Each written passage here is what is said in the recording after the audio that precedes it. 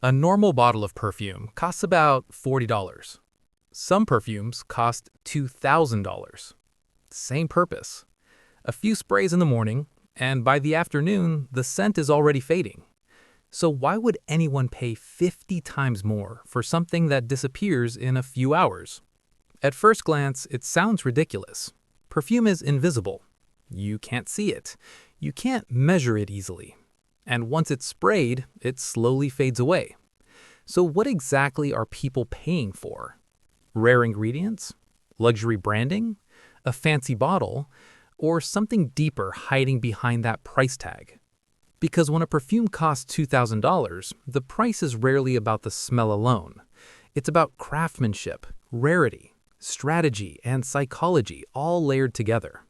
Most people assume expensive perfumes cost more because of rare ingredients, things like oud, jasmine, and ambergris. And to be fair, some of these ingredients really are expensive. For example, oud oil can cost more than $30,000 per kilogram.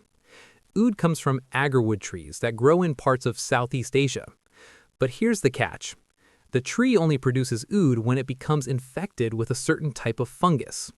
And that infection happens naturally in a small percentage of trees, which means most trees never produce oud at all. When it does happen, the tree slowly forms a dark, fragrant resin inside the wood. That resin is what eventually becomes oud oil. And harvesting it can take years, sometimes decades. Then there's ambergris, one of the strangest ingredients in the entire fragrance world. Ambergris forms inside the digestive system of sperm whales. Over time, it hardens and sometimes gets released into the ocean. It can float for years before washing up on beaches. When it's found, it can sell for tens of thousands of dollars per kilogram. Perfumers value it because it helps scents last longer on the skin. It acts almost like a natural fixative. So yes, ingredients can be expensive. But here's the surprising part. Even these rare materials don't fully explain a $2,000 perfume. And this is where things start getting interesting. Creating a luxury perfume is a bit like composing music. Instead of notes, perfumers use scent ingredients. These specialists are called master perfumers. And becoming one can take 10 to 15 years of training. They study hundreds of different scent materials, learning how each one behaves when blended with others. A perfume might contain 50 to 100 different ingredients working together.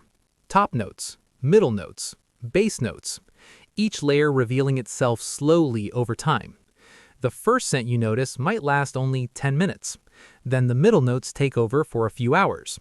Finally, the deeper base notes remain long after the top layers disappear.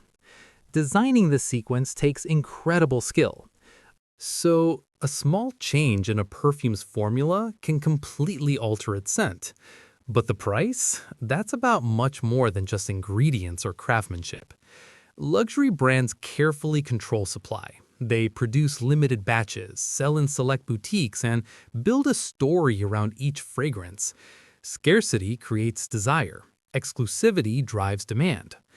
And history matters. Many perfume houses have been crafting scents for over a century, passing knowledge and artistry through generations. Buying their perfume is buying a piece of that heritage. Yet, the most powerful factor is psychology.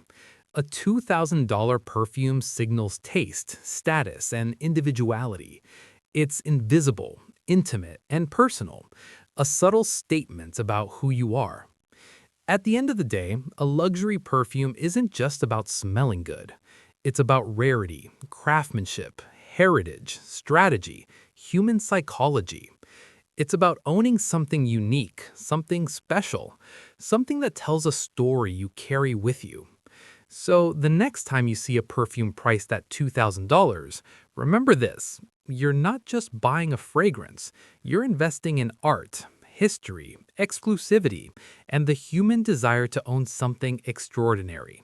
That's why some perfumes cost $2,000.